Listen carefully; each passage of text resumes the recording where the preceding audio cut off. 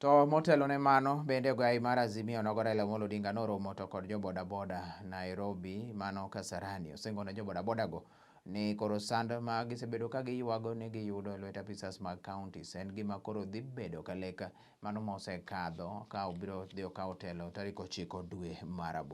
Wacho ni koro sirkande obila biro bedo osiep jopiny maonge luoro ma jo Kenya oketo kaka nyaka gie sani. Bodaboda wanaumia sana juu ya loan. Baiskeli zao zinashikwa kila siku baba. Tunaomba watu tusaidie kwa sababu sisi ma-MCA ndio tunalipa hiyo malon tukisaidiana nao. Alafu mheshimiwa badi tusaidie. Pale pia City Hall baiskeli za hao watu zimejaa huko kabisa. Tusaidie kabisa. Ya mwisho baba, naomba hao watu wa bodaboda ndio security tunataka watulindie kura yetu, sivyo? Hao watu wote waitwe watulindie kura yetu. Asanteni sana baba, Mungu awabariki. Kwanza kwa niaba ya Azimio la Umoja Movement nataka kutoa shukrani kwa bodaboda. Manake bodaboda is a starting point for the youth, our people. They are starting so that you can be able to make some capital and to transition to something else. You don't want to be living at bodaboda the rest of your life. Civil. So we must therefore give our youth opportunity. This opportunity is what we want. And it must be treated with the dignity that it deserves. You are driving a bodaboda not because you are incapable of doing something else. You are providing an essential service at that point in time. But then you move on in life. So you need to have transition opportunities for the youth of our country.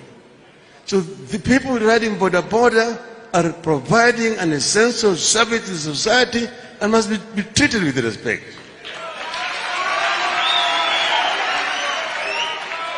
And our streets must also be made user-friendly to the pedestrian, the cyclist, the bodaboda user, and to the motorist.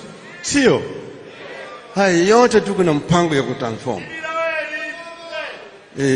Abea herogi. So, your bedroom. Give me a bedroom, bedroom. Kwa hivyo sasa, nasema tunajua tuko wapi, tumetoka wapi, nataka kwenda wapi, sio? Sivyo? Sitaki kuwachosha nyinyi, nataka tukubaliane.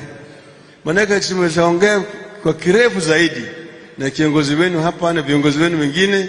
Tunajua pale tuko, tunajua shida na ile changamoto ambayo mko nayo kama bodaboda.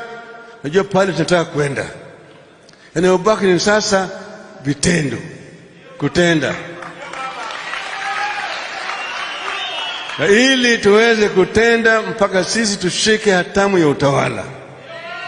Ndio sababu tarehe 9 mwezi ujao ni muhimu zaidi. Sivyo? Sasa mimi najua nataka tukubaliane.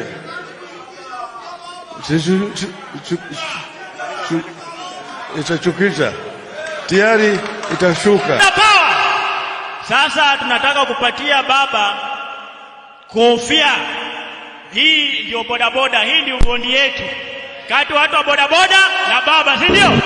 Haya baba, tunakukabidhi hii. Ukikaa kwa ofisi ndio tukumbuke, utakuwa unaweka kwa meza pale. Bodaboda power.